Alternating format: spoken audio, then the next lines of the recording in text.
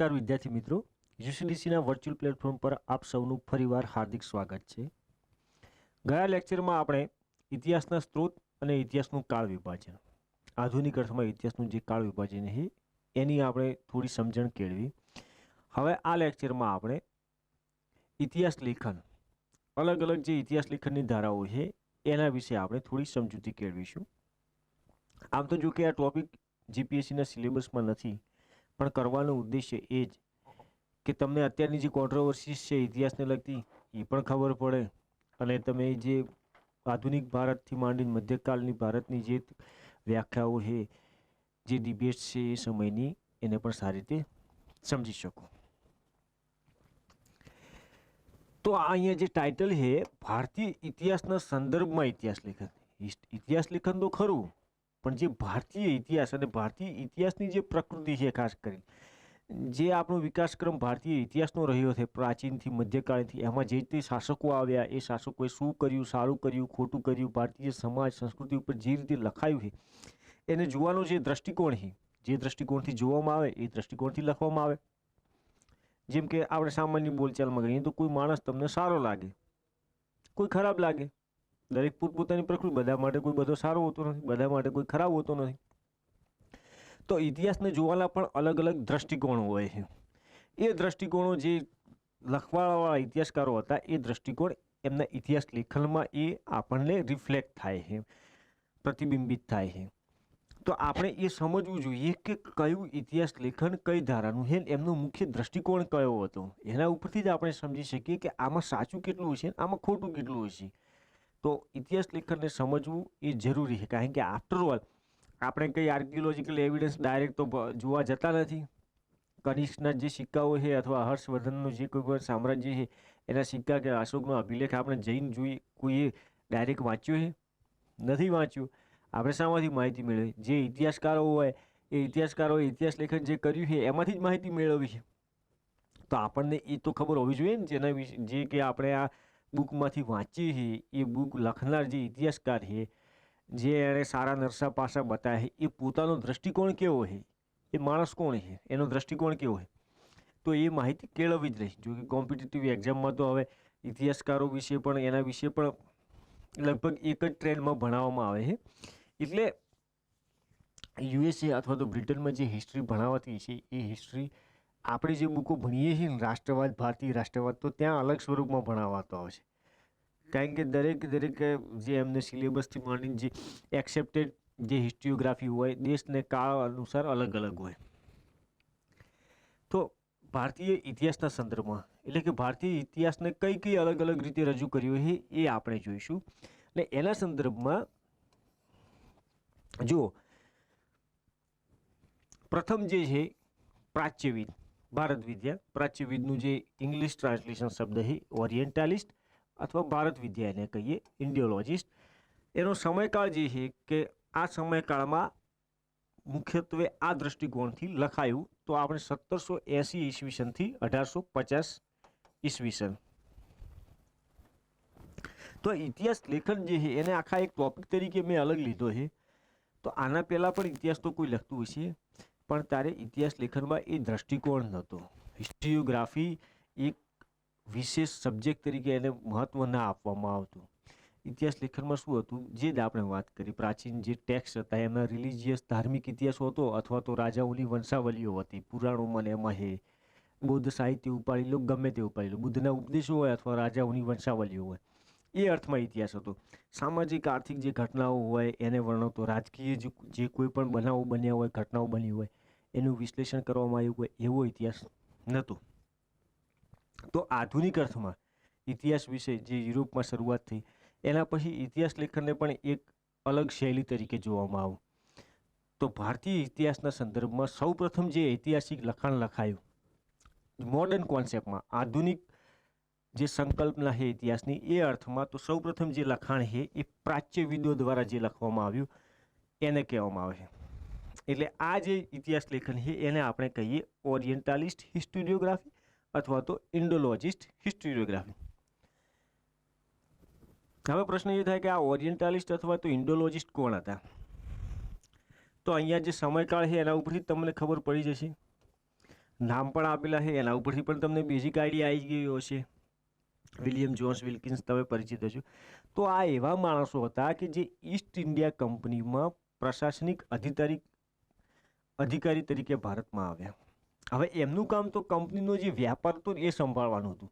પણ આ માણસો જે આગળ વાત કરી એમ કે યુરોપમાં પ્રબોધનનો યુગ હતો, બૌદ્ધિક જિજ્ઞાસાનો યુગ હતો, એમાં પણ ખાસ કરીને એમણે યુરોપને તો જાણી લીધું, પણ પૂર્વની જે સભ્યતાઓ છે ઈસ્ટમાં બધું આવી ગયું. ભારત આવી ગયું, સાઉથ ઈસ્ટ એશિયા આવી ગયું, ચીન આવી ગયું. એના પ્રત્યે એક જિજ્ઞાસા હતી, એના પ્રત્યે એક કુતૂહલતા અને રોમાંચ હતો. યુરોપનું જે બૌદ્ધિકો હતા, બુદ્ધિજીવીઓ હતા, ઇન્ટેલેક્ચ્યુઅલ્સ, એમાં ઈસ્ટને જાણવાની જબરદસ્ત જિજ્ઞાસા હતી. એમાં પણ ખાલી જે પૂર્વની જે સભ્યતાઓ છે એના પ્રાચીન કાળને આ લોકો મહાન ગણતા. એવું નહોતું કે ભારતીય જે પ્રાચીન સમાજ છે, ભારતીય પરંપરાઓ એને નિકૃષ્ટ ના ગણતા, એને મહાન ગણતા. એમાં એમને રોમાંચ અનુભવાતો. એની જાણવાની પ્રેરણાથી, જિજ્ઞાસા વશ આમણે જે કોઈ પણ કાર્ય કર્યું એ પોતાના જે ઓફિશિયલ જે ડ્યુટીઝ છે એના સિવાયનું હતું, એમના ઉપરાંતનું હતું. એટલે આમને કીધા છે પાશ્ચિત્યવિદ અથવા ઓરિએન્ટાલિસ્ટ. પૂર્વની જે સંસ્કૃતિ હોય એમાં ગહન રસ ધરાવતા હોય, અથવા તો પર્ટિક્યુલર જે ભારતલક્ષી, ભારતનો જે પ્રાચીન ઇતિહાસ હોય, ભારત વિશે અભ્યાસ કરવાના જિજ્ઞાસુ હોય, તો એમના માટે શબ્દ વાપરીએ ભારત વિદ્યા અથવા ઇન્ડોલોજિસ્ટ. તો એમાં આપણે એક્ઝામ્પલ મૂકી શકીએ સર વિલિયમ જોન્સ, જેમ કે એશિયાટિક સોસાયટીની સ્થાપના કરી. પછી બીજું એમણે જે પ્રમુખ જે એમનું યોગદાન છે ભારોપીય ભાષાની સામ્યતા. ભારોપીય ભાષાની સામ્યતા, ઇન્ડિયન અને યુરોપિયન જે લેંગ્વેજ છે એ લેંગ્વેજની જે સામ્યતાના આધારે એમણે રિસર્ચ કર્યું કે ભાઈ આ ઇન્ડો યુરોપિયન એક જ ફેમિલીની લેંગ્વેજ છે, મૂળ એક જ ફેમિલીમાંથી અલગ પડેલી ભાષાઓ છે. એટલે પછી એ આપણે અલગ જોઈશું કે આર્યન જે ઇન્વેઝન, આર્યો ભારતમાં આવ્યા, એ થિયરીને જે સમર્થન છે એ સમર્થનમાં એક પ્રમુખ જે પુરાવો છે એ ભાષાનો પુરાવો છે, સંસ્કૃતની અને યુરોપિયન જે ભાષાઓ છે એ ભાષાઓની સામ્યતાનો. બીજું પ્રમુખ નામ છે ચાર્લ્સ વિલ્કિન્સ, તેમણે ગીતાનો અંગ્રેજીમાં અનુવાદ કર્યો. હેનરી કોલબ્રુક, મિતાક્ષરા અને ડાયભાગનો અંગ્રેજી અનુવાદ. જે સ્મૃતિ ગ્રંથો છે એ સ્મૃતિ ગ્રંથો ઉપર અનેક ટીકાઓ લખાઈ. આ મિતાક્ષરા અને ડાયભાગ 11મી-12મી સદી, આશરે 10 થી 12મી સદી દરમિયાન આ ટીકાઓ લખાઈ સ્મૃતિ. આ જે મિતાક્ષરા અને ડાયભાગ એ જે પારિવારિક જીવનના નિયમો અને જે વારસાઈ, જે આપણે સિવિલ લો કહીએ છીએ ને, સિવિલ લોના નિયમો આમાં આપેલા છે. પરંપરાગત રીતે જે શાસ્ત્રો હતા એ શાસ્ત્રોની રીતે ન્યાય નિર્ણય થતું. અત્યારની રીતે લો નહોતા, યુનિવર્સલ લો નહોતા. એ શાસ્ત્રો એટલે સ્મૃતિ, સ્મૃતિ ઉપર અનેક જે વિશેષજ્ઞો હોય એમણે ટીકાઓ લખી હોય. તો ભારતના અમુક ભાગમાં મિતાક્ષરાની જે ટીકા હતી એ ચાલતી ન્યાય નિર્ણય કરવા માટે, અમુકમાં દાય ભાગ ચાલતી. તો અંગ્રેજોને જરૂર શું હોય, આનું ટ્રાન્સલેશન કર્યું. એનો મતલબ કે જે આ પ્રાચ્યવિદ ઇન્ડોલોજિસ્ટ હતા, એક તો એમને જિજ્ઞાસા પણ હતી, ને બીજું ભારતીય સંસ્કૃતિ, સમાજ, અહીંયાના રિવાજો, અહીંયાનું જે ન્યાય વ્યવસ્થા એ સમજવા માટે ઈસ્ટ ઇન્ડિયા કંપની, જુઓ તમે 1757માં પ્લાસીનું યુદ્ધ થયું, ત્યાં પ્રસ્થાપિત થઈ ગઈ, બંગાળમાં એક મહત્વપૂર્ણ શક્તિ હતી, અને 1780 આવતા સુધીમાં તો કંપનીએ પ્રશાસન પોતાના હાથમાં લઈ લીધું હતું. એટલે કોઈ પણ અનનોન વિસ્તારમાં તમારે શાસન કરવું હોય તો પહેલાં એ વિસ્તારને જાણવો પડે, ને એ વિસ્તારને લોકોને જાણવા પડે વધારે વ્યવસ્થિત રીતે. એમના જે વિશ્વાસો, એમના પ્રથાઓ છે એ જાણવી પડે. તો જનરલી જે અંગ્રેજો ભારતમાં આવ્યા, અહીંયા રૂલ ઓફ લોથી માંડીને એ બધી પશ્ચિમી ઇન્સ્ટિટ્યુશન લાવી, એના પહેલાં જે આપણામાં જે ન્યાય થતો એ ન્યાય શાના આધારે થતો, સ્મૃતિ અને શાસ્ત્ર જે ગ્રંથો હતા, સ્મૃતિ ઉપર જે ટીકાઓ લખાઈ હતી એના આધારે. તો ટીકાઓમાં પણ અલગ અલગ વર્ઝન્સ હતા. તો એમાં એક વર્ઝન છે મિતાક્ષરા અને બીજું એક દાય ભાગ. બંગાળમાં એમાં આ દાય ભાગ ચાલતું, નોર્થ ઇન્ડિયામાં મિતાક્ષરા ચાલતું. તો અંગ્રેજોને નિયમો બનાવવાના હતા, સિવિલ લોઝ બનાવવાના હતા. તો સિવિલ લોઝ બનાવવા માટે પહેલું તો આનો અંગ્રેજીમાં અનુવાદ કરવો જરૂરી. એટલે જે શાસિત વર્ગ છે, જેના ઉપર અંગ્રેજો શાસન, એ વર્ગને અહીંયાના સમાજને સમજવા માટે પણ એક એમનો પણ હેતુ હતો. મતલબ કંપનીના હેતુમાં પણ આ ઉપયોગી હતા, પણ મુખ્યત્વે જિજ્ઞાસાવશ. બીજું એક જેમ્સ પ્રિન્સેપ, જેમણે બ્રાહ્મી લિપિ ઉકેલી, અશોકના શિલાલેખનો અભ્યાસ, એટલે ઇતિહાસ, પ્રાચીન ઇતિહાસની સમજણમાં આમનું પણ ખૂબ મહત્વપૂર્ણ યોગદાન. મૌર્ય કાળને એક પ્રમુખતામાં લાવવામાં, પ્રાચીન ભારતમાં મૌર્ય કાળનું જે છે સમગ્ર કાળ, એને પ્રમુખતામાં જે ઉજાગર કરવામાં આમનું સૌથી મહત્વપૂર્ણ યોગદાન. તો આમણે જે ભારત વિશે લખ્યું છે એ સારું લખ્યું છે, ઉત્સુકતાવશ લખ્યું. એમણે ભારતને ખરાબ નથી કીધું, બસ ખાલી કોઈ પણ એક નવીન વસ્તુ હોય, અજાણી વસ્તુ એને આપણે જાણતા હોઈએ અથવા એના વિશે જાણીએ પછી આપણે એક રોમાંચ અને ઉત્સુકતાથી જે લખીએ એ પ્રકારનું લખાણ છે હિસ્ટ્રીઓગ્રાફી. અને બીજો ઉદ્દેશ્ય આમાં એવો હતો કે અહીંયાની જે લોકલ પ્રથા છે, પબ્લિકની જે ધાર્મિક શાસ્ત્રોના આધારે જે ન્યાય પ્રણાલી છે એને સમજવાનો, જેથી કરીને કંપનીનું પ્રશાસન વધારે એફિશિયન્ટ બનાવી શકાય અને લોકલ જે ટ્રેડિશન છે એને અનુકૂળ સંસ્થાઓ ઊભી કરી શકાય. તો આ ઇતિહાસ લેખનની જે પરંપરાઓ છે એ ધારા પ્રાચ્યવિદ અથવા તો ભારત વિદ્યા કહેવાય. એટલે આમાંથી પ્રેરણા થઈને યુરોપમાં આ જે ઇન્ડોલોજિસ્ટ હતા એનાથી પ્રેરણા થઈને ભારત વિદ્યા વિશે વધારે ડીપમાં જાણવા માટે યુરોપમાં જે 19મી સદીમાં યુનિવર્સિટી બની, એ 19મી સદીના પ્રારંભમાં મોટાભાગની જે યુનિવર્સિટીઓ હતી એમાં સ્પેશિયલ એક સબ્જેક્ટ તરીકે ઇન્ડોલોજિસ્ટ ભણાવવામાં આવતો. અને એ સબ્જેક્ટના સ્પેશિયાલિસ્ટ એટલે તમે ઘણાએ નામ સાંભળ્યું છે, મેક્સ મુલર. એ મેક્સ મુલર કંઈ ભારતમાં આવ્યા નથી, ભારતમાં રહ્યા નથી, એ યુરોપમાં જ વસતા અને યુનિવર્સિટીમાં એ પ્રોફેસર ઇન્ડોલોજિસ્ટ સબ્જેક્ટમાં એમણે અભ્યાસ કર્યો અને પછી એમાં પીએચડી કરીને ત્યાં પ્રોફેસર થઈ ગયા મેક્સ મુલર.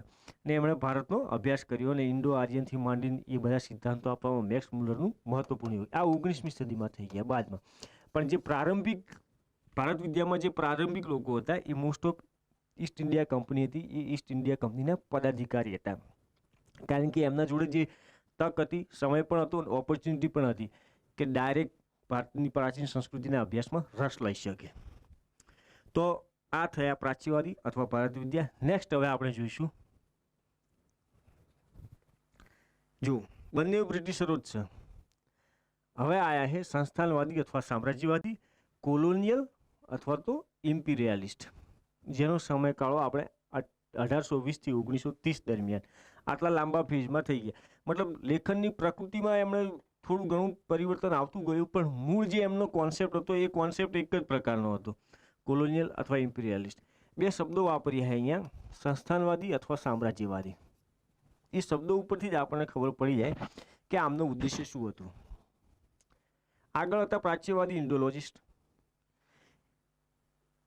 એ લોકો જ્યારે કંપનીના પદાધિકારી હતા ત્યારે કંપની એક નાનકડી શક્તિ હતી બંગાળમાં. હજી એમણે એટલા મોટા સપના નહોતા જોયા કે ભારતમાં આખું વિશાળ સામ્રાજ્ય બનાવી દઈશું.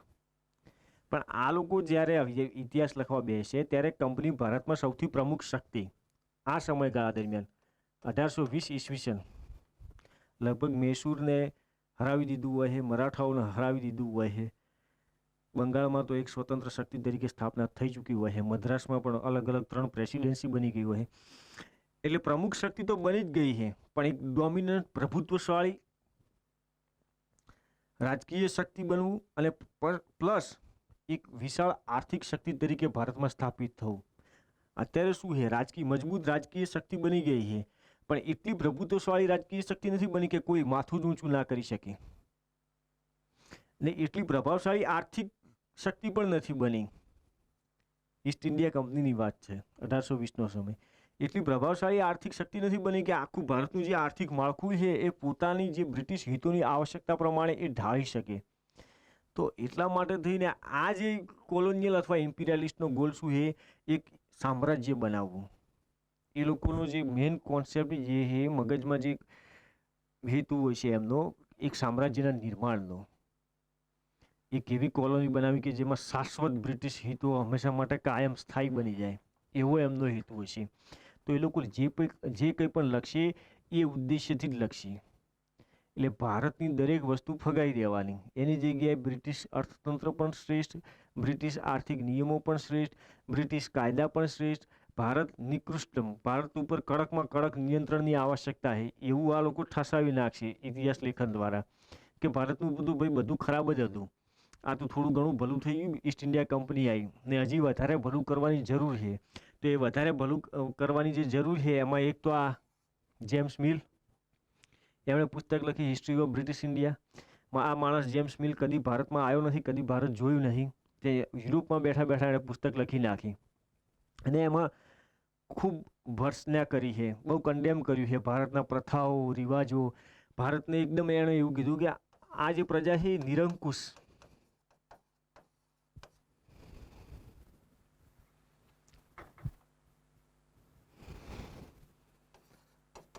નિરંકુશ પૈતૃકતા,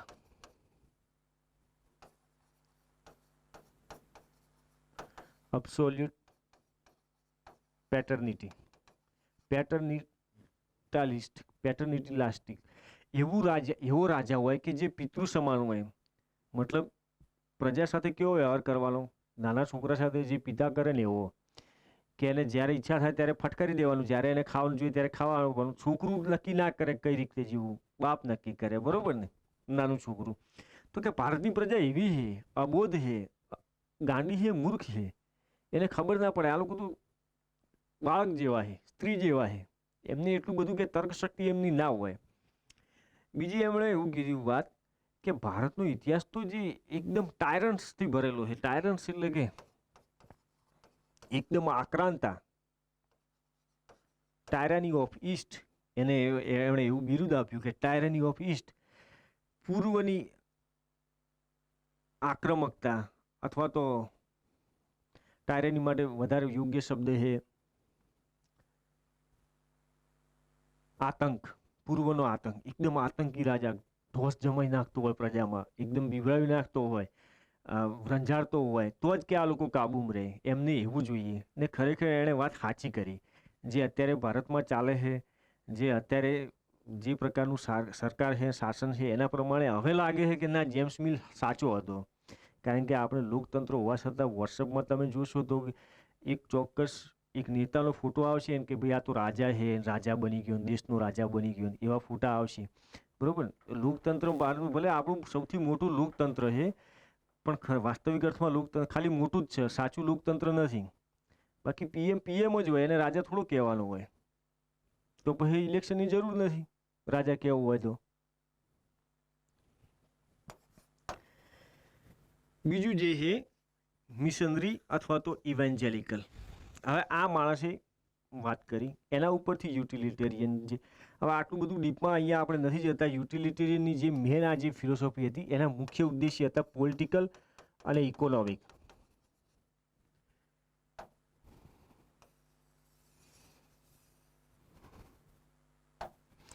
પોલિટિકલ અને ઇકોનોમિક. ઇકોનોમિકમાં યાદ રાખજો ફ્રી ટ્રેડ.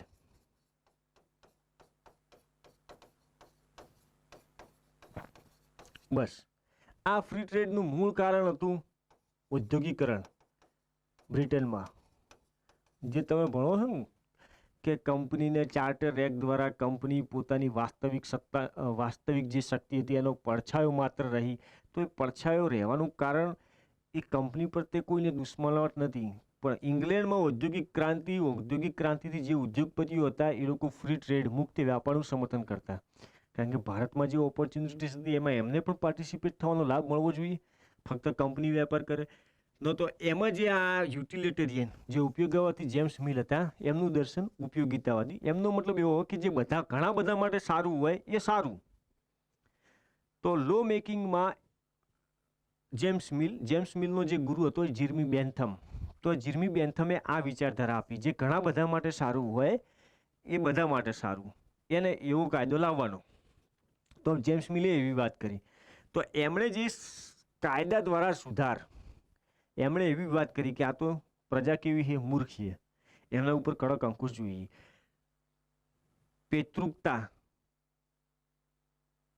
પૈતૃકાત્મક રાજાશાહી, એનાથી એ લોકો ટેવાયેલા છે.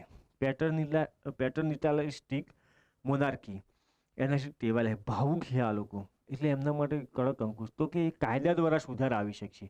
ભારતનું તો જે પ્રથાઓ છે બધું નિકૃષ્ટ છે, અરાજક સ્થિતિ છે, કોઈ રૂલ ઓફ લો જેવું કશું નહીં. તો કંઈ ભાઈ કાયદા લાવો, કાયદાથી બદલાવો.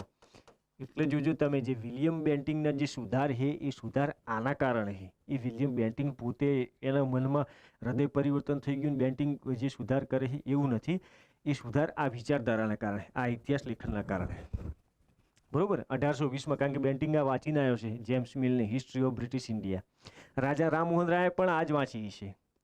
પછી એના મનમાં થયું છે કે આ બહુ ખરાબ લખ્યું છે આપણા વિશે. પછી એને શું વિચાર્યું છે કે તો કંઈક તો કરવું, તો પહેલાં તો આપણે સુધરવું રહ્યું. તો સામાજિક ધાર્મિક સુધાર એટલે કરવો પડે. નકર ના, અમુક તો વાત સાચી છે કે અમુક પ્રથાઓ એવી છે, અંધશ્રદ્ધાઓ, કે આપણે સુધારવી રહી. હવે બીજા આયા મિશનરી. આ પણ આના ભાઈ જ છે મિશનરી.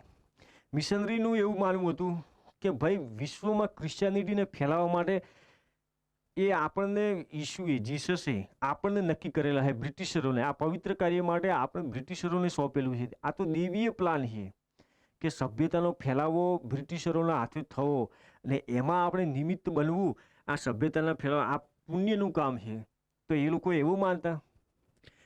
ઇવાન્જેલિકલ નામ એટલા માટે છે, મિશનરીઝ ડાયરેક્ટ લખી દીધું હોત પણ મિશનરી આ ઇવાન્જેલિકલ છે.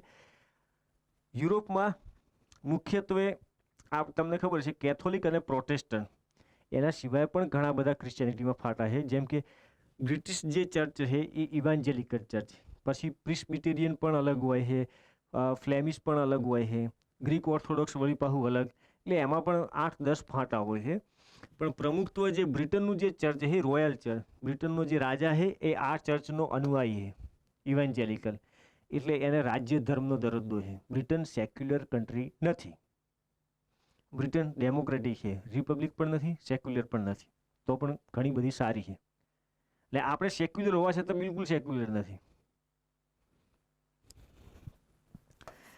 તો આ ચાર્લ્સ ગ્રાન્ટ જે છે ડિવાઇન, એણે પોતે પુસ્તક લખી, એક સિદ્ધાંત આપ્યો ડિવાઇન પ્લાન થિયરી, કે આ તો દેવીય પ્લાન છે. શું પ્લાન છે? Civilisation, mission of civilisation. તમે વાંચ્યું છે ઘણીવાર, સભ્યતાનું મિશન. કે આ તો કુદરતે નક્કી કરેલું છે, આ ડિવાઇન પ્લાન છે. ભારત ઉપર અંગ્રેજોનું શાસન સ્થપાવવું અને અંગ્રેજોમાં ક્રિશ્ચિયાનિટીનો પ્રસાર કરો, કે ક્રિશ્ચિયાનિટીથી જ ઉદ્ધાર થશે ભારતીયોનો.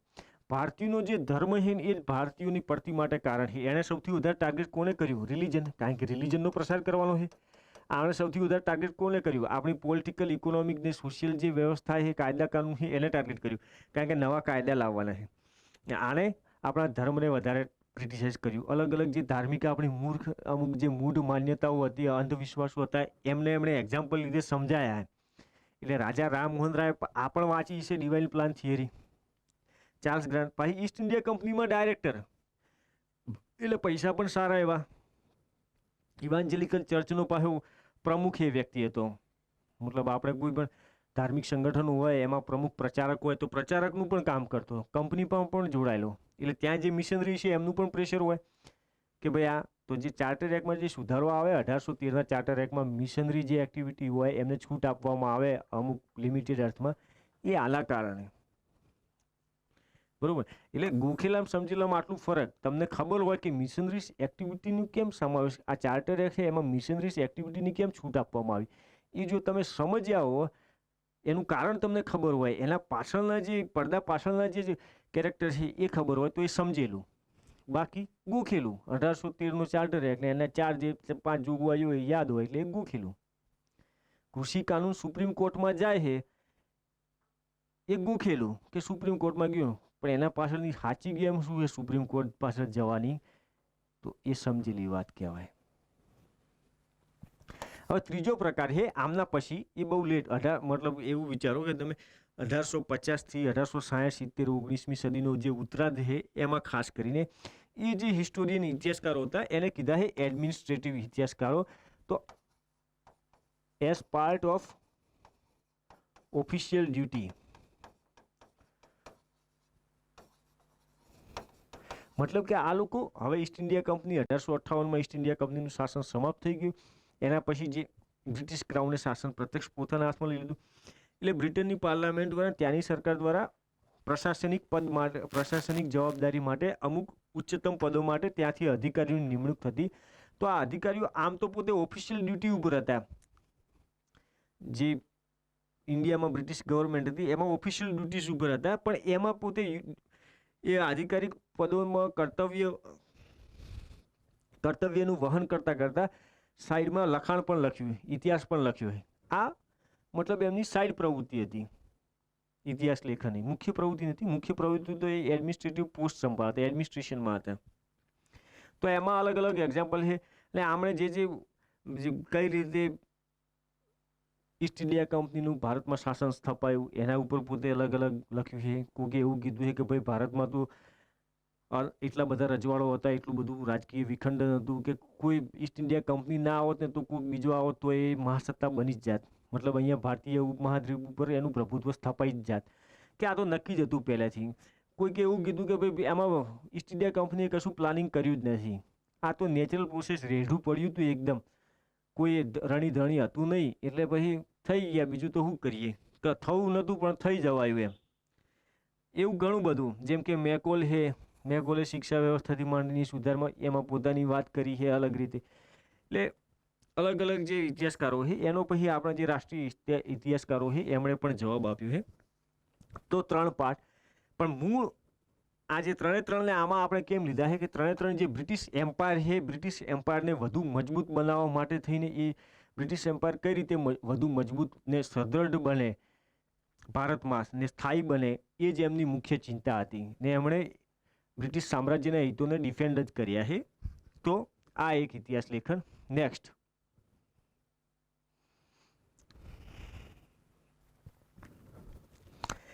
નેક્સ્ટ રાષ્ટ્રવાદી ઇતિહાસ લેખન. જો એક વસ્તુ જોજો, જે સામ્રાજ્યવાદી ઇતિહાસ લેખન છે એ 1820 આસપાસ શરૂ થાય છે, જ્યારે આપણું જે રાષ્ટ્રવાદી ઇતિહાસ લેખન છે એ રાષ્ટ્રવાદી ઇતિહાસ લેખન 1850 આસપાસ શરૂ થાય છે. એનો ડિફરન્સ એ જ છે કે ચાર્લ્સ ગ્રાન્ટનું ઇતિહાસ ભણવો, ચાર્લ્સ ગ્રાન્ટનું જે ભારતના ઇતિહાસ વિશે જે મૂલ્યાંકન છે, ભારતના ધર્મોનું જે મૂલ્યાંકન છે એ વાંચ્યું છે. એ વાંચ્યા પછી જે આપણા જેમ્સ મિલ હતા એમનું જે હિસ્ટ્રી ઓફ બ્રિટિશ ઇન્ડિયા એ વાંચી છે. પછી જે ભારતનો જે અમુક જે વર્ગ જે પશ્ચિમી સભ્યતાના સંપર્કમાં આવ્યો, શાના થ્રુ? પશ્ચિમી શિક્ષણ દ્વારા. બંગાળ, મદ્રાસ અને બોમ્બે, આ 3 જે પ્રેસિડેન્સી વિસ્તારો હતા ત્યાં સૌપ્રથમ પશ્ચિમી શિક્ષણની વ્યવસ્થા દાખલ થઈ. તો એક જનરેશન તૈયાર થતાં સમય લાગે. કોઈ પણ વસ્તુનો જવાબ કઈ રીતે આપવો પડે, સામેવાળા માણસના તમે તર્ક સાંભળો પછી તમે એને પ્રત્યુત્તર આપો ને. તો જે અજ્ઞાન, જે પબ્લિક શિક્ષણની કોઈ ગતાગમ નથી, કે જેમણે પશ્ચિમ સાથે, અંગ્રેજ સરકાર સાથે સીધો પ્રત્યક્ષ કોઈ લેવા દેવા નથી, એ તો કોઈ જવાબ આપવાના નથી. એટલે જ માટે થઈને જે સામાજિક અને ધાર્મિક સુધારની જે પ્રવૃત્તિ છે એ પ્રેસિડેન્સી નગરોમાં જ શરૂ થાય છે. બોમ્બે, મદ્રાસ અને બંગાળ, સૌથી વધારે બંગાળ. એપી સેન્ટર કયું છે? બંગાળ છે. એના પછી બોમ્બે અને મદ્રાસ છે. તો કારણ એ જ છે કે બંગાળમાં સૌ પ્રથમ શરૂઆત થઈ પશ્ચિમી શિક્ષણ અને પશ્ચિમી જે પ્રશાસનિક સંસ્થાઓ છે એની. એટલે રાજા રામમોહન રાય ઈશ્વરચંદ્ર વિદ્યાસાગર, જોજો તમે 1833માં રાજા રામમોહન રાય રંગમંચ ઉપર આવી જાય છે પોતાનું જે સામાજિક અને સુધારવાદી જે આંદોલન લઈને. ઈશ્વરચંદ્ર વિદ્યાસાગર આવે એટલે 1850 આસપાસ અહીંયા મહારાષ્ટ્રમાં, મતલબ કે બોમ્બેમાં, બોમ્બે પ્રેસિડેન્સીમાં સમાજ સુધારણા શરૂ થાય. પછી 1860-70માં આખા દેશમાં ચાલુ થાય. જો ક્રમિકતા કઈ રીતે આગળ વધે છે તો એ વાંચી. તો આખી એક જનરેશન પસાર થઈ રાજા રામમોહન રાયથી ઈશ્વરચંદ્ર વિદ્યાસાગર. પછી એમને લાગ્યું કે ભાઈ આ તો ઇતિહાસ લેખન બહુ વિકૃત કરવામાં આવ્યું છે ભારતનું. એમણે પોતાની રીતે મંથન કર્યું. એમણે પછી પોતાની રીતે વિચાર્યું કે ના ભાઈ, આ વિકૃત રીતે ઇતિહાસ લેખન કર્યું, પૂર્વાગ્રહયુક્ત ઇતિહાસ લેખન છે. તો સંસ્થાનવાદી ઇતિહાસકારોએ જે સામ્રાજ્યવાદી ઇતિહાસકારોએ જે ઇતિહાસ લેખન કર્યું ભારતનું, એનો જવાબ આપ્યો રાષ્ટ્રવાદી ઇતિહાસકારોએ. તો આમને કીધા છે રાષ્ટ્રવાદી ઇતિહાસકારો. નેશનાલિસ્ટ હિસ્ટ્રી, ભારતની અસ્મિતા, ભારતનું જે કંઈ પણ એને ડિફેન્ડ કરવું, અને અંગ્રેજોએ જે પણ ટીકા કરી હતી, આલોચના કરી હતી, ભર્ત્સના કરી હતી, એને પ્રત્યુત્તર આપવો, એ એમની મુખ્ય પ્રવૃત્તિ છે. તો એમાં અલગ અલગ એક્ઝામ્પલ, રાજેન્દ્રનાથ મિત્ર વૈદિક સાહિત્યનું એમણે પ્રકાશન કર્યું, ઇન્ડો આર્યન પુસ્તક. આમણે તો આરજી ભંડારકરે તો આખું ડિટેલ જે ઇન્ડિયન હિસ્ટ્રી છે એના ઉપર એમણે પુસ્તક લખી. આરસી દત્તે છે એમણે economic history of British India. તો એમાં પ્રાચીન ભારતથી માંડી મધ્યકાલીન ભારતની આર્થિક સમૃદ્ધિ ઉપર પણ એમણે ખાસું એવું લખ્યું. તો પ્રથમ જે આર્થિક ઇતિહાસ છે એ લખવાનું કામ રમેશચંદ્ર દત્ત, આરસી દત્ત, એમનું યોગદાન છે. અને એમણે બ્રિટિશ ભારતમાં કઈ રીતે ભારતીય ઉદ્યોગોની પડતી થઈ એના વિશે પણ લખ્યું. કેપી જયસ્વાલ પણ એક રાષ્ટ્રવાદી, જાદુનાથ સેન સરકાર, હેમચંદ્ર ચૌધરી. તો આ પ્રમુખ રાષ્ટ્રવાદી ઇતિહાસકારો. હવે આ રાષ્ટ્રવાદી ઇતિહાસકારોની પણ એક ત્રુટિ હતી કે આ લોકો ભારતીય સંસ્કૃતિને વખાણવામાં એટલા બધા આગળ વધી ગયા કે કોઈ પણ આપણી જે ખરેખર વાસ્તવિક જે આપણી જે આપણા ઇતિહાસની જે મર્યાદાઓ હતી અથવા જે ભૂલો અથવા ખામીઓ હતી એમણે આમને એની અવગણના કરી અને અતિશયોક્તિપૂર્ણ વખાણ કરી દીધા કે ભારતમાં તો પહેલેથી લોકતંત્ર હતું, ભારતમાં તો રિપબ્લિક્સ પહેલેથી હતા. જે આપણે અમુક ગણરાજ્યોના પુરાવા યોધે અર્જુનાયન એવા જે મળે છે સતવાહન યુગથી કુષાણ યુગમાં, તો આપણે એવી થિયરીઝ આપી દીધી કે ભારતની સભ્યતા સૌથી શ્રેષ્ઠ હતી, આટલી પ્રગતિ. જેમ કે અત્યારે ઘણીવાર આપણા યશસ્વી નેતા ઘણીવાર એવું કહેતા હોય કે પ્રાચીન ભારતમાં તો વિમાનો બનાવવાની આખી બહુ ટેકનિક હતી, પ્રાચીન ભારતમાં તો ગણેશજીનું માથું લગાવી દેવામાં આવતું. અરે ભાઈ, વિમાન બનાવ્યા હોય તો એકાદ તો ક્યાંક તો મળે કે અવશેષ પુરાવો તો મળે ને. સાચું, ચલો માની લીધું બનાવતા હશે વિમાન, પણ હવે શું એનું બેસી રહેવાનું કે ભાઈ વિમાન બનાવતા પહેલાં અમે પહેલાં વિમાન બનાવતા, અત્યારે તો બોઈંગ આપણે અમેરિકાથી લાવવું પડે છે. એટલે અમુક એવી વાતોએ કરી એમણે, તો એમની એક મર્યાદા છે. એમણે અમુક હદે જે સામ્રાજ્યવાદી ઇતિહાસકારો દ્વારા જે ઇતિહાસ લેખન, વિકૃત ઇતિહાસ લેખન હતું, એનો જવાબ પણ આપ્યો સાચી રીતે, રાષ્ટ્રવાદની ભાવના પણ જગાવી, પણ અમુક જગ્યાએ અતિ રાષ્ટ્રવાદ અથવા તો અતિશયોક્તિપૂર્ણ ઇતિહાસ લેખન કર્યું ને જે સાચી જે આલોચના હતી ભારતની એને અમુક જગ્યાએ અમણે અવગણના કરી. એટલે જોજો તમે, જે રાજા રામમોહન રાય અને જે સુધારવાદી, જે સામાજિક અને ધાર્મિક સુધાર જે આંદોલન હતા, એ અંગ્રેજોનું જે આમાં આ પોઈન્ટથી આપણે સમજી શકીએ અંગ્રેજોની જે પોલિસીસ હતી સામ્રાજ્યવાદી, ખાસ કરીને ભારતીય સમાજ અને ધર્મની જે ટીકા હતી એના પ્રત્યુત્તર રૂપે થયા હતા. એમાં પણ પાછી બે ધારાઓ પડી. એ જે તે ટોપિક ઉપર આપણે આવીશું એટલે સમજીશું, પણ આ એક રાષ્ટ્રવાદી ઇતિહાસ લેખન. નેક્સ્ટ હવે આપણે જોઈશું સૌથી મહત્વપૂર્ણ અને અત્યારે સૌથી જે લોકો ટીકા આલોચના તો સારું કહેવાય, એક સભ્ય સમાજમાં ટીકા અને આલોચના જરૂરી છે, પણ એનાથી પણ વધારે વલ્ગર ભાષામાં કહીએ તો બિચારા લોકો ગાળો ખાય છે એમનું જે એકદમ ઓપોનન્ટ જે છે એના દ્વારા. પણ ઇતિહાસ લેખનમાં સૌથી વધારે યોગદાન, કારણ કે ઘણીવાર તમે માર્ક્સવાદી, ડાબેરીને એવા શબ્દો સાંભળતા હશો વર્તમાનમાં કે વિકૃતિકરણ કરી નાખ્યું ઇતિહાસનું, આમ કરી નાખ્યું, તેમ કરી નાખ્યું, બરાબર. તો આ જે ઇતિહાસકારો છે એમણે ભારતના ઇતિહાસ લેખનમાં સૌથી મહત્વપૂર્ણ યોગદાન આપ્યું. સૌથી મહત્વપૂર્ણ ભારતીય ઇતિહાસને આંતરરાષ્ટ્રીય સ્તરે સ્વીકૃત બનાવવામાં આ માર્ક્સવાદી ઇતિહાસકારોનું સૌથી વધારે છે. એની ક્રેડિટેબિલિટી વધારવામાં આ ઇતિહાસકારોનું સૌથી વધારે યોગદાન છે. હા, અમુક ભૂલો કરી. પહેલાં આપણે બેઝિક ખાલી એક શોર્ટમાં આપણે સમજી લઈએ કે માર્ક્સવાદી ઇતિહાસ લેખનને અલગ ઇતિહાસ લેખન તરીકે કેમ ધારવામાં આવે છે. તો કાર્લ માર્ક્સ જે છે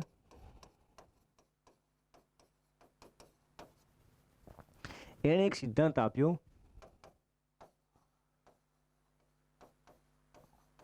મટીરિયલિસ્ટિક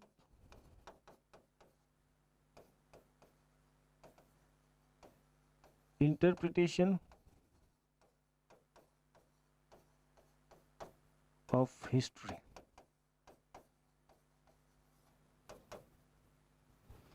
ઇતિહાસનું ભૌતિકવાદી વિશ્લેષણ. ભૌતિકવાદી એટલે કે આર્થિક ઉપાર્જનના જે સાધનો હોય એ સાધનોના સ્વામિત્વના આધારે સમાજમાં શોષિત વર્ગ અને શાસક વર્ગ એ નક્કી થાય. બસ આ બે વચ્ચેનું જે પછી એ બે વચ્ચે સંઘર્ષ શરૂ થાય. જે ઉત્પાદનના સાધનો છે એના ઉપર નિયંત્રણ મેળવવા માટે થઈને સમાજના અલગ અલગ વર્ગો વચ્ચે સંઘર્ષ હોય, અને એ સંઘર્ષ એટલે મટીરિયલ, એ સંઘર્ષનું જ પરિણામ, જે તે લડાઈ થાય, યુદ્ધો થાય, સમાધાન થાય, બધું ઇતિહાસની દરેક ઇવેન્ટ આ સંઘર્ષનું પરિણામ છે. એણે કીધું મટીરિયલિસ્ટિક ઇન્ટરપ્રિટેશન ઓફ હિસ્ટ્રી.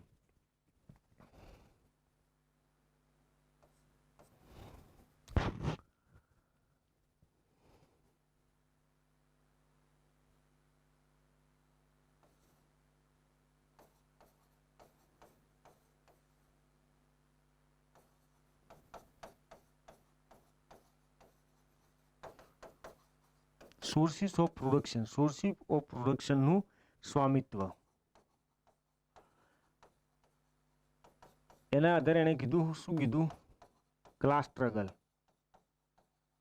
વર્ગ સંઘર્ષ. આ વર્ગ સંઘર્ષની જે નીતિ છે એમાંથી આવે કે ભાઈ એક વર્ગનું જે શાસન સ્વામિત્વ હોય એ સ્વામિત્વના જોરે એવા સંસ્થાઓ બનાવે, એવા કાયદાઓ બનાવે, એવી વ્યવસ્થા ઊભી કરે કે એનું જે શક્તિ હોય એ સતત ને સતત વધતી જાય, સ્વામિત્વ સતત ને સતત વધતું જાય. અને જે નીચલા તબકાનો જે માણસ છે, જે સ્વામિત્વ વિનાનો છે, એ એટલો બધો હાસ્યમાં ધકેલાઈ જાય કે એના જોડે કશું રહે જ ના. કોઈ એનામાં નિર્ણય ક્ષમતા ન રહે, કોઈ શક્તિ ના હોય રાજકીય સામાજિક રીતે. બસ તો એ માણસને પછી કરવું શું પડે? વિદ્રોહ કરવો પડે, સીધું કોન્ફ્લિક્ટમાં આવવું પડે, લોહિયાળ સંઘર્ષમાં આવવું પડે, તો જ એની મુક્તિ થઈ શકે આવી સ્થિતિમાંથી, આ બદતર સ્થિતિમાંથી. એટલે એને સ્વરૂપ આવ્યું ક્લાસ સ્ટ્રગલ, વર્ગ સંઘર્ષ. બસ તો આ વર્ગ સંઘર્ષ એ શાના કારણે છે? આર્થિક ઉત્પાદનના સાધનો ઉપર સ્વામિત્વ. આર્થિક ઉત્પાદનના સાધનો એટલે દરેક ભૌતિકવાદી વસ્તુ. તો આના આધારે એને સિદ્ધાંત આપ્યું મટીરિયલિસ્ટિક ઇન્ટરપ્રિટેશન ઓફ હિસ્ટ્રી. તો માર્ક્સવાદી જે ઇતિહાસકાર છે આ મોડલને ફોલો કરે છે. મતલબ કે તમે જે કોઈ પણ ઇતિહાસ ભણો છો એ ઇતિહાસમાં એક વસ્તુ, જે પહેલાં ઇતિહાસ જે 18મી સદી 19મી સદીમાં ભણવામાં આવતો, આની પહેલાં જે ભણવામાં આવતો, એમાં ફક્ત રાજાઓ અને યુદ્ધોની જ વાતો હતી. એમાં સાંસ્કૃતિક, કલા, સ્થાપત્ય એ બધી એટલી વાતો ના હોતી. સમાજ એ બધું આપણે જાણીએ કે ગુપ્તકાલીન સમાજ, મૌર્યકાલીન સમાજ, એ મૌર્યકાલીન સમાજ અને ગુપ્તકાલીન સમાજ જે છે એને ઇતિહાસમાં સામેલ કરવાનું યોગદાન માર્ક્સવાદી ઇતિહાસકારોનું. કોમન મેન, સામાન્ય માણસ શું જીવતો હશે, શું કરતો હશે, શું પહેરતો હશે, એને મુખ્ય ઇતિહાસની મુખ્ય ધારામાં લાવવાનું જે કામ છે એ માર્ક્સવાદી ઇતિહાસકારોનું છે. હવે સમજાય છે કેટલું બધું યોગદાન છે.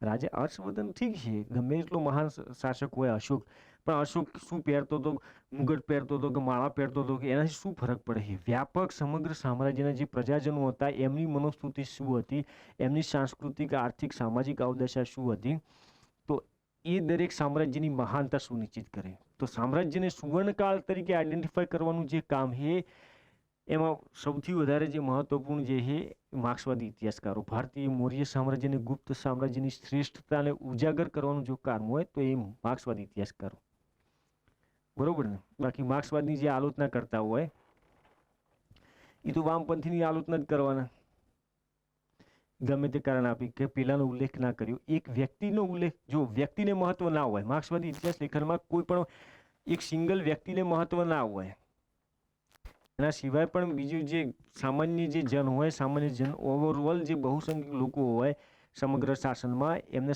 બધાને મહત્વ હોય. એક સિંગલ વ્યક્તિ કેન્દ્રિત આ ઇતિહાસ લેખન નથી. એટલે આ ઇતિહાસ લેખન એકદમ વૈજ્ઞાનિક છે, ચોક્કસ મોડલને ફોલો કરે છે.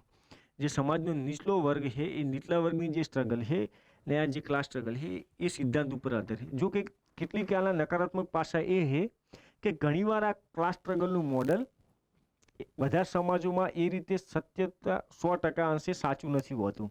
એટલે ઘણીવાર એમનું વિશ્લેષણ એકદમ જડ બની જાય.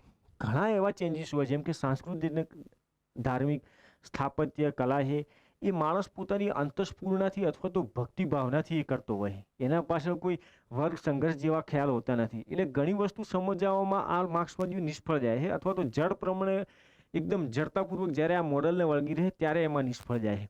તો માર્ક્સવાદની આ અમુક મર્યાદાઓ છે, પણ માર્ક્સવાદી ઇતિહાસ લેખનનું સૌથી મહત્વપૂર્ણ છે, જેમ કે વૈદિક અને ઉત્તર વૈદિક કાળના જે ડિફરન્સ છે એ સમજાવવામાં માર્ક્સવાદી મોડલ સંપૂર્ણ સફળ છે. મૌર્ય સામ્રાજ્યને સમજાવવામાં, સામંતવાદી જે વ્યવસ્થા છે એ સામંતવાદી વ્યવસ્થાને સમજાવવા માટે સૌથી મહત્વપૂર્ણ છે.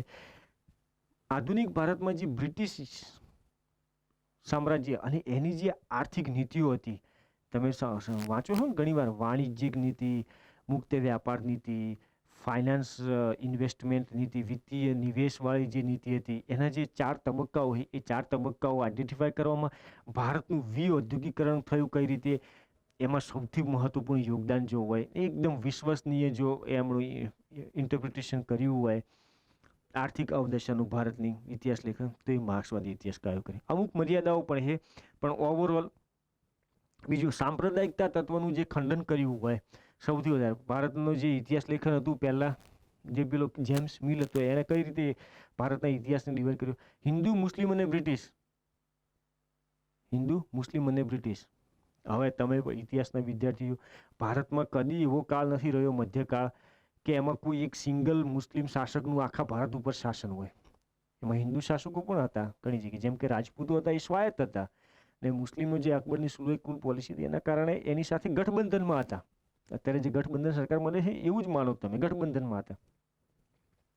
તો પછી કાળ વિભાજન, સાંપ્રદાયિક કાળ વિભાજન ભારતનું કર્યું જેમ્સ મિલે. પણ રાષ્ટ્રવાદીઓની પણ ભૂલ એ હતી કે એ લોકો પણ એ કાળ વિભાજનને વળગી રહ્યા, હિન્દુ, મુસ્લિમ અને બ્રિટિશ. ને બહુ હોશિયારી વાપરી જેમ્સ મિલે. પેલા હિન્દુ, આ મુસ્લિમ અને આ બ્રિટિશ, એમાં પોતે એવું ના કીધું ક્રિશ્ચિયન, બરોબર ને? એવો ના, આ બ્રિટિશ ઇતિહાસકાર, ક્રિશ્ચિયન નહીં. આમ તો એવું કહેવું જોઈએ ને, પણ એ પોતાને તટસ્થ બતાવવાના હતા કે ભાઈ અમે તો બ્રિટિશ, અમે તો તમને બંને વચ્ચે બેલેન્સ રાખવા માટે આવ્યા છીએ. એટલે પોતે બ્રિટિશ, પોતે ક્રિશ્ચિયન નહીં. આમ તો એ બધા ક્રિશ્ચિયન હતા, અહીંયા તો મિક્સ હતા. ચલો કે હિન્દુ જે પ્રાચીન ભારત છે એમાં હિન્દુ હતા, બૌદ્ધ હતા, જૈન હતા. તો એકલા હિન્દુ કહેવું એ યોગ્ય નથી. મધ્યકાલીન ભારતમાં તો ઘણા બધા હતા, હિન્દુ, મુસ્લિમ, બૌદ્ધ, જૈન, બીજા પણ અનેક સંપ્રદાયો હતા. પણ સચોટ રીતે તો જો એને કહેવું હોય તો પોતે એમ કહી શકે કે પ્રાચીન, મધ્યકાલીન અને ક્રિશ્ચિયન, કારણ કે શાસકો તો ક્રિશ્ચિયન હતા. તો જે રાષ્ટ્રવાદી ઇતિહાસકારો હતા એમણે પણ એ જ ભૂલ કરી કે ભારતમાં સાંપ્રદાયિકતાની શરૂઆત મુસ્લિમ લીગથી નથી થઈ, પણ આ જે 1870, 80, 90નો દશક છે ત્યાંથી થઈ. કારણ કે જે રાષ્ટ્રવાદી ઇતિહાસકારો હતા ને આપણા મોટા ભાગના, એમણે હિન્દુ જે જેમ્સ મિલ કહી ગયો તો એણે હિન્દુ સમયને સુવર્ણકાળ તરીકે બતાવ્યો. તો સામે જે મુસ્લિમ વિદ્વાનો હતા એમણે મધ્યકાલીન ભારતનો જે સમય હતો મુસ્લિમ શાસકોનો, એ પણ જેમ્સ મિલના અંગ્રેજોના પેતરામાં આવી ગયા. એમણે પણ એનું મહિમા મંડન ચાલુ કર્યું કે ભાઈ સલ્તનત કાળ કેવો મહાન હતો, મુગલ કાળમાં હા શું વાત હતી, હવે તો આપણી પડતીના દિવસો આવી ગયા. પછી આ અંગ્રેજો એવું કહેતા કે ભાઈ હિન્દુઓને કે આ તો અમે છીએ એટલે તમારો વળી ચાન્સ આવ્યો, બાકી તો મુસ્લિમો જ હતા ને. મુસ્લિમોને એવું કહેતા કે અમે છીએ એટલે વળી ન કે આ હિન્દુ તમને પટાઈ નાખે, તમારી સંખ્યા કેટલી, તમને પટાઈ નાખે. એટલે કે ભાઈ આ અહીંયા જે સ્થાયિત્વ છે, સ્થિરતા ભારતમાં જાળવી રાખવા માટે અમારી હાજરી અનિવાર્ય છે. અંગ્રેજો આવો ક્લેમ કરતા. સાંપ્રદાયિક તત્વોને એ લોકો પ્રોત્સાહન આપીને. જ્યારે આ માર્ક્સવાદી ઇતિહાસકારો જે સાંપ્રદાયિક જે ઇતિહાસનું જે સાંપ્રદાયિકકરણ હતું એ સાંપ્રદાયિકકરણનું ખંડન કર્યું ને ભારતીય ઇતિહાસને ખરેખર આધુનિક, મધ્યકાલીન અને પ્રાચીન, મધ્યકાલીન અને આધુનિક એમાં લાવવામાં માર્ક્સવાદી ઇતિહાસકારોનું મહત્વપૂર્ણ યોગદાન છે. સામે જે માર્ક્સવાદીની ટીકા કરવાવાળા છે, જેમાં આપણે હિન્દુ મહાસભાના જે મહાન વીર હતા એનાથી એ બધા એ કેટેગરીમાં જ આવે. સાંપ્રદાયિક ઇતિહાસ જે અંગ્રેજોએ આપ્યું હતું એનું મહિમા મંડન કરવામાં જ આવે. અને એ તો રાષ્ટ્રવાદી ઇતિહાસકારોને પણ વટાઈ ગયા, એટલા બધા આગળ વધી ગયા. તો આમની અમુક ત્રુટિઓ છે. આ મોડલને જડપણે વળગી રહેવું એ માર્ક્સવાદી ઇતિહાસકારોની ત્રુટિઓ છે. ઘણીવાર એવું હોય કે માણસની અંતરસ્ફૂર્ણા, એની ભક્તિ, એને એનાથી પ્રેરાઈને, જેમ કે ભક્તિ યુગ છે એનું પણ એમણે અમુક વાર આવું ઇન્ટરપ્રિટેશન કર્યું છે, પણ એ અમુક હદ સુધી સાચું માને, અમુક હદ સુધી નહીં. આ એકદમ આટલા જે ઉપરના લખ્યા છે એ ટોટલ માર્ક્સિસ્ટ હિસ્ટોરિયન છે. બિપિનચંદ્ર અને સુમિત સરકાર શરૂઆતમાં માર્ક્સિસ્ટ હિસ્ટોરિયન હતા, પણ પછી એમણે અમુક જે ઘટનાઓને સમજાવવામાં માર્ક્સવાદી મોડલની જે મર્યાદાઓ સમજીને એમણે પાછું સ્વીકાર્યું ને એનું પોતાની જે ઇતિહાસ લેખન હતું એને રિવિઝિટ કર્યું, એની પુનઃ પરીક્ષા કરી, રિવિઝિટ કર્યું, એમાં સુધાર કર્યો. એટલે જડપણે આ માર્ક્સવાદી મોડલને નથી વળગી રહ્યા, એમાં આપણે ફ્લેક્સિબિલિટી બતાવી છે. પાછળથી એમણે માર્ક્સવાદી ઇતિહાસ લેખન પ્રત્યેથી થોડા દૂર હટતા ગયા સુમિત સરકાર અને બિપિનચંદ્ર. જ્યારે આ માર્ક્સવાદી ઇતિહાસકાર રોમિલા થાપર પણ એમાં જ આવે. માર્ક્સવાદી જે ઇતિહાસ લેખન છે એને જડપણે નથી વળગી રહી. ને ઘણીવાર તમે અત્યારે રોમિલા થાપરની જે આલોચના કરવામાં આવે છે, સો કોલ્ડ જે હિન્દુ નેશનાલિસ્ટ વગેરે, એ એના કારણ કે ધર્મ અને સાંપ્રદાયિકતાનું સૌથી વધારે ખંડન અત્યારે કરંટ ટાઈમમાં કોઈ ઇતિહાસકારે કર્યું હોય તે રોમિલા થાપરે કર્યું, એટલા માટે એમની આલોચના કરવામાં આવે. હવે નેક્સ્ટ આપણે માર્ક્સવાદી ઇતિહાસકાર પછી નવ સામ્રાજ્યવાદી ન્યૂ ઇમ્પિરિયલિસ્ટ, ન્યૂ નહીં પણ નિયો, ઓક્સફર્ડ સ્કૂલ 1950થી ડિલ્ડેડ. એમાં બે છે, પીજે માર્શલ અને અનિલ સીલ. બીજા પણ છે પણ આ પ્રમુખ, આ જે શાખાની આ ઇતિહાસ લેખનની જે ધારા છે એની શરૂઆત કરવાવાળા આ બે હતા. આમણે શું કર્યું, ભારતનો જે રાષ્ટ્રવાદ જે છે એ ભારતના રાષ્ટ્રવાદને એવું કીધું, સમગ્ર જે રાષ્ટ્રવાદી ઇતિહાસકારો તે મહિમા મંડન કર્યું કે બહુ ભાઈ રાષ્ટ્રીય ભાવના જાગી ગઈ હતી, આમ કીધું. માર્ક્સવાદી ઇતિહાસકારોએ એમાંથી બેને સંતુલન લાવ્યું. અને આ જે હતો એમણે ભારતના રાષ્ટ્રવાદને ટોટલ નકારી દીધો કે ભાઈ રાષ્ટ્રવાદ જેવું કશું ન હતું. એ તો બ્રિટિશ જે વ્યવસ્થા હતી એ બ્રિટિશ વ્યવસ્થામાં પોતાનો ભાગ પડાવવા માટે થઈને બધા કોમ્પિટિશનમાં હતા. કારણ કે બધા કે સ્વરાજ્ય એટલા માટે જોઈતું હતું કે દરેકને એડમિનિસ્ટ્રેશનમાં પોતાની પદ જોઈતા હતા, દરેકને વિધાયિકામાં જે લેજિસ્લેટિવ કાઉન્સિલ હતી એમાં જવું હતું. મતલબ દરેક પોતાના સ્વાર્થ માટે રાષ્ટ્રવાદમાં જોયા હતું. રાષ્ટ્રવાદ જેવું કશું હતું નહીં. આમણે એવું વિકૃત, ભારતીય રાષ્ટ્રવાદનું સૌથી વિકૃત ને દરેક મહાત્મા ગાંધીનું પણ આમણે કે મહાત્મા ગાંધીનું કે આખું પ્લાનિંગથી કરેલું હતું. મહાત્મા ગાંધી કંઈ મહાત્મા હતા નહીં, આમ હતું. એમણે એવું કર્યું કે મહાત્મા ગાંધી તો પ્યોર પોલિટિશિયન હતો, કોઈ સંત કે મહાત્મા જેવો નહોતો, પ્યોર પોલિટિશિયન હતો. એટલે ઘણીવાર જે અત્યારે સો કોલ્ડ જે મહાત્મા ગાંધીની જે હત્યા કરીને એ સંગઠનો જોડાયેલા છે, એ સંગઠનો ઘણીવાર ક્લેમ કરતા હોય કે મહાત્મા ગાંધી તો આવો. તો એ લોકો આ જે ઇતિહાસ લેખન છે એ ઇતિહાસ લેખનમાંથી અમુક અંશ ઉપાડે, અમુક સાંપ્રદાયિક ઇતિહાસ લેખન હોય એમાંથી અમુક અંશ ઉપાડે અને પોતાનો સિદ્ધાંત આપી દે. એમનું પોતાનું સ્વતંત્ર તો કોઈ વિચારસરણી નથી, બસ ખાલી ગાળ બોલી દેવાની, સામેવાળાને જે કહેવું કે આપણે બોલી નાખવાનું. તો આમણે જે બ્રિટિશ વ્યવસ્થા પછી આપણે બીજું શાના ઉપર ભાર મૂક્યો કે બ્રિટિશ જે વ્યવસ્થા, બ્રિટિશ સામ્રાજ્ય હતું એના કારણે ભારતમાં શું શું સુધાર થયા એના ઉપર વધારે ભાર મૂક્યો. તો મતલબ બ્રિટિશો તરફ એક ઝોંક વધારે છે અને એ લોકો ઇનડાયરેક્ટલી બ્રિટિશનું મહિમા મંડન કરે છે. પેલા જે સામ્રાજ્યવાદી હતા જૂના એ ડાયરેક્ટલી કરતા, આ લોકો ઇનડાયરેક્ટલી કરે છે, કારણ કે હવે થોડો ટાઈમ પણ બદલાઈ ગયો છે. સામ્રાજ્યવાદ વિરોધી જ્યારે વિચારધારાઓ આવી ગઈ ત્યારે શું રીતે કરવું પડે. તો એમાં આ બે વ્યક્તિઓ છે. હવે નેક્સ્ટ આપણે જોઈએ ઉપાશ્રિત ઇતિહાસ લેખન, સબઆલ્ટર્ન હિસ્ટ્રીયોગ્રાફી.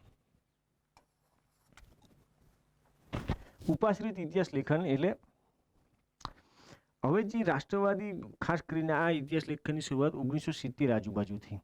આમનું કેવું એવું હતું કે ભારતીય જે રાષ્ટ્રીય આંદોલન છે એમાં જે અમુક મહાત્મા ગાંધીને લાર્જર દેન લાઈફ બનાવી દીધા, નહેરુને બનાવી દીધા, પટેલને બનાવી લીધા. કોઈ આંદોલન હોય તો ભાઈ કોઈ વ્યક્તિના કારણે જ શક્ય બન્યું હોય, વ્યક્તિ પૂજા કરવાનું જે ચલણ વધી ગયું છે ઇતિહાસ લેખનમાં, કોઈ વ્યક્તિને જ સમગ્ર ક્રેડિટ આપવામાં આવે છે, એ ખોટું છે. આમનું કેવું એવું છે કે જે લોકલ, જે ગ્રાઉન્ડ લેવલ ઉપર જે માણસોની પ્રેરણા હોય, સ્ફૂર્ણા હોય, જે વ્યક્તિગત નાના નાના માણસોના પ્રયાસો હોય, એ કોઈ આંદોલન અથવા તો કોઈ ઘટનાને આકાર બનાવવા માટે મહત્વપૂર્ણ હોય. એટલે ઇતિહાસનો અભ્યાસ જે ઉપરથી નહીં, ટોપ ડાઉન જે એપ્રોચ છે એ એપ્રોચ ને એમણે ખોટો કીધો. એમણે કીધું કે ભાઈ બોટમ અપ એપ્રોચ અપનાવવાનો, કે વ્યક્તિનું મહિમા મંડન નહીં કરવાનું, વ્યક્તિ પૂજન નહીં કરવાનું. આપણે લોકલ પરિસ્થિતિઓને સમજવાની કે કયા ફેક્ટર હતા કે જેણે આંદોલનને સફળ બનાવ્યું વગેરે વગેરે. દરેક ઐતિહાસિક ઘટનાનું ત્યાંથી નીચેથી અભ્યાસ શરૂ કરવાનો, વ્યક્તિ પૂજા નહીં કરવાની. તો એમનું આ પોતાની ફિલોસોફી હતી. અને એમાં પ્રમુખ જે છે એ રણજીત ગુહા ઉપાશ્રિત અથવા સબઆલ્ટર્ન હિસ્ટ્રીયોગ્રાફીના પ્રણેતા ભારતીય સંદર્ભમાં. નેક્સ્ટ હવે છે સાંપ્રદાયિક ઇતિહાસ લેખન. આ સૌથી જબરદસ્ત ઇતિહાસ લેખન છે ભારતીય ઇતિહાસમાં, કારણ કે તોફાની તત્વો ક્લાસમાં તોફાની, જો કોઈ પણ વર્ગખંડમાં સૌથી વધારે તોફાની જે અમુક છોકરાઓ હોય એ 2 કે 3 જ હોય, પણ આખા ક્લાસમાં. કારણ કે એ લોકો શું હોય, બીજા જે 50 જણાની શરાફત હોય ને એ શરાફતનો ગેરફાયદો ઉઠાવતા હોય. એ મોહમ્મદ અલી જીન્ના હોય કે વીર સાવરકર હોય, ગમે તે હોય, એ બીજા જે શરીફ હતા આમને ફાવતું એટલે જ પડે, કારણ કે બીજા એટલા થોડા શરીફ હોય, સભ્ય હોય ને કે ખરાબ શબ્દો મોઢામાંથી ના બોલવાનો, મારઝૂડ ના કરવાની. જો તમે ઘરમાં પણ એવું હોય, 5 જણા જો હોય ઘરમાં, 3-4 બાળકો હોય, એમાં જે તોફાની ને હઠીલું બાળક હોય ને એ સૌથી વધારે લાભ લઈ જાય. જે શાળા સમજુ બાળક હોય ને એમને બેસી રહેવાનું થાય, મા બાપને પણ પહેલાં એમને સાચવવા પડે. તો આ જે ઇતિહાસ લેખન હતું એ તોફાની કાનુડા છે આપણા રાષ્ટ્રવાદી ઇતિહાસના, બરોબર ને એમના તોફાનો હજી પણ ચાલુ જ છે, ત્યાંય પણ ચાલુ છે, સરહદની પેલે પાર પણ, ને અહીંયા પણ. પેલા લોકો થોડા ઘણા આગળ વધી ગયા, બોમ્બથી માંડીને મિસાઇલો, બંદૂકો એટલા સુધી આવી ગયા. આપણે થોડા પાછળ છીએ, કંઈ વાંધો નહીં, હજી આ રીતે ચાલીશું, આપણે ચોક્કસ પ્રગતિ કરીશું. તો આમણે શું કર્યું, સાંપ્રદાયિક ઇતિહાસ લેખન. મુસ્લિમોએ હિન્દુને ટાર્ગેટ કર્યા, હિન્દુએ મુસ્લિમોને ટાર્ગેટ કર્યા, બરોબર, સામે. એટલે જે સાંપ્રદાયિક માહોલ જે બગડે છે, મુસ્લિમ લીગથી માંડીને જે આપણે હિન્દુ મહાસભા અને પછી જે વીર સાવરકર જે સિદ્ધાંત આપે છે પિતૃભૂમિ, એમાં સિદ્ધાંત આપ્યો હોય કે એ ફાધરલેન્ડ કોને કહેવાય. મધરલેન્ડ તો ખરી, પણ ફાધરલેન્ડ એટલે પૂર્વજો જ્યાં વર્ષોથી રહેતા હોય એને ફાધરલેન્ડ. મધરલેન્ડ એટલે કે જ્યાં તમે રહેતા હો ને, અમેરિકામાં તમે અત્યારે જઈને જાઓ તો એ તમારી મધરલેન્ડ, કારણ કે એમાંથી તમને પોષણ મળે, તમને ખોરાક મળે, તમને ત્યાં એમ્પ્લોયમેન્ટ મળે છે, એ તમારી મધરલેન્ડ. તમે જીવનનો નિર્વાહ કરો જે જગ્યા પર, એ મધરલેન્ડ. પણ જે તમારા પિતાશ્રીઓ વર્ષોથી રહેતા હોય, પૂર્વજો રહેતા હોય, એ તમારી ફાધરલેન્ડ. તો કે હિન્દુઓની આ પિતૃભૂમિ છે, જ્યારે બીજા ધર્મોની એ માત્ર માતૃભૂમિ છે, પિતૃભૂમિ નથી. એના આધારે એટલે ઓરિજિનલ ઇનહેબિટન્ટ, ફર્સ્ટ સિટીઝન હિન્દુ હોય છે, સેકન્ડ સિટીઝન હિન્દુ સિવાય બીજા વગેરે. એટલે આનાથી માત્ર મુસ્લિમ આશંકિત છે એવું નથી, શીખો પણ આશંકિત છે. હિન્દુ મહાસભા જે આ થોટ છે એનાથી શીખો પણ થોડા ઘણા આશંકિત છે. એટલે જોજો તમે શીખો અને જે આરએસએસથી માંડીની ઓર્ગેનાઇઝેશન એમને એટલું બધું બોન્ડિંગ નથી. અકાલી દળ અને બીજેપીનું જે ગઠબંધન છે એનાથી તમે સમજો કે કોંગ્રેસ જે આપણે થોડી આ સાઈડની વાત છે પણ કરવી જરૂરી છે. જે પંજાબમાં ખાલિસ્તાની આંદોલન ચાલ્યું 1970થી 80 દરમિયાન, ઇન્દિરા ગાંધીને પછી ઓપરેશન બ્લુ સ્ટાર કરવું પડ્યું, સુવર્ણ મંદિરમાં સેના મોકલવી પડી. તો આ જે ખાલિસ્તાની આંદોલન હતું એ ખાલિસ્તાની આંદોલન, એ આંદોલનનો જે રાજકીય પક્ષ, રાજકીય ચહેરો એટલે અકાલી દળ હતું. કોંગ્રેસ માટે બહુ મોટી સમસ્યા હતી રાજકીય રીતે પણ, અને મિલિટરી એડમિનિસ્ટ્રેશનને શીખોની સૌથી વધારે જે હાજરી હતી એ પણ સેનામાં હતી. એટલે બહુ ક્રિટિકલ એ સિચ્યુએશન હતી ખાલિસ્તાની મૂવમેન્ટ. હવે ખાલિસ્તાની મૂવમેન્ટને તો છેલ્લો રસ્તો એ જ હતો કે કડક કાર્યવાહી, આ મિલિટરી કાર્યવાહી કરવી. ઓપરેશન બ્લુ સ્ટાર થઈ ગયું એટલે અકાલી દળ અને એ નેચરલ દુશ્મન થઈ ગયા, કોંગ્રેસ અને અકાલી દળ. એટલે અકાલી દળ માટે શું થયું, અકાલી દળ ત્યાંનું તોફાની તત્વ હતું અને આ બીજા એટલે બે હરખા મિત્રો મળી ગયા અને ગઠબંધન થઈ ગયું. એના કારણે અકાલી દળ અને બીજેપીનું માત્ર પોલિટિકલ એલાયન્સ છે, બીજી કોઈ રીતે નહીં. બાકી જે આરએસએસથી માંડીને એ ઓર્ગેનાઇઝેશન એમને અને અકાલી દળને અથવા તો જે શીખો છે એ શીખો આશંકિત છે. એના કારણે જે નોર્થ ઇન્ડિયાનું જે કલ્ચર છે એમાં શીખ અને મુસ્લિમ અને એમના ધર્મના કારણે પણ એ એકબીજાની વધારે ક્લોઝ છે ઇન રિલેશન ટુ હિન્દુ. ભલે મુગલો સાથે એમનો સંઘર્ષ રહ્યો, મુગલો સાથે એમનો સંઘર્ષ પોલિટિકલ હતો. ઇસ્લામ એઝ અ રિલિજન શીખિઝમ સાથે વધારે કોન્ફોર્મિટીમાં છે, વધારે નજીક છે હિન્દુ કરતાં. એટલે જે અત્યારે જે આંદોલન છે એમાં આંદોલનમાં સાંપ્રદાયિક જે તત્વોનું વિભાજન કરવાનું એ મૂવમેન્ટ સફળ ના થઈ. બરાબર ને? ફાર્મ લોઝવાળું જે મૂવમેન્ટ છે એ મૂવમેન્ટને અલગ અલગ જે નામ આપવાના હતા, સીએ વાળું નિષ્ફળ ગયું, પણ આ સફળ ફાર્મ લોઝ થોડુંક વધારે લાંબુ ચાલ્યું. બરાબર ને? તુફાની તત્વો પણ ખાલિસ્તાની એ આપણે નથી જતા કે હશે કે નહીં હોય, ચોક્કસ હશે, કારણ કે એમાં પણ એક વર્ગ હશે કે ત્યારે તો કડક કાર્યવાહી થઈ બ્લુ સ્ટારની એટલે અલગ ખાલિસ્તાનની માગણી એમની દબાઈ ગઈ, પણ ક્યાંક મનમાં તો એમને પણ એવી ભાવના હોય. તો આ જે સાંપ્રદાયિક તત્વો હતા એ સાંપ્રદાયિક તત્વો સામસામું બ્લેમ ગેમ હતી, હિન્દુ અને મુસ્લિમ. એ બ્લેમ ગેમ છેલ્લે 1947ના પાર્ટીશનમાં હજી પણ ચાલુ છે. હજી પણ જે પાકિસ્તાનવાળા હિન્દુ આપણે ઇન્ડિયાને બ્લેમ કરે છે, ઇન્ડિયામાં પાકિસ્તાનને બ્લેમ કરે છે વગેરે, એ બધું ચાલતું રહેવાનું. અને એમનો ખોરાક જ એ છે. પાકિસ્તાન રાષ્ટ્રની સ્થાપના સાંપ્રદાયિકતાના આધારે થઈ, તો એ સાંપ્રદાયિકતા એમને જીવતી રાખવી જ પડે, કારણ કે રાષ્ટ્રનો આધાર શું? સાંપ્રદાયિકતા. તો આ જે સંગઠનો જે આવ્યા હિન્દુ મહાસભા, એમનો આધાર શું? સાંપ્રદાયિકતા. તો એ તો હંમેશા એમને રાખવું જ પડે, કારણ કે એ તો એમનો આત્મા છે. આત્મા ખોઈ પછી તો પછી જીવન, એમનું શરીર નિષ્પ્રાણ બની જાય. તો એ રાખવાના જ. એ પોલિટિકલ નેસેસિટી છે. એમાં બહુ એવું નથી કે બધા માને જ છે, બસ પક્ષની એક વિચારધારા છે, એમાં કશું ખોટું નથી. તો આ સાંપ્રદાયિક ઇતિહાસ લેખન. તો હવે ઇતિહાસ લેખનનો જે ટોપિક છે એ પૂરો થયો. હવે આપણે મિત્રો નેક્સ્ટ લેક્ચરમાં જ્યારે મળીશું ત્યારે સિંધુ ખીણની સભ્યતા વિશે ડિટેલમાં વિસ્તૃતપણે અભ્યાસ કરીશું. ત્યારે રજા લઈએ હવે આજે.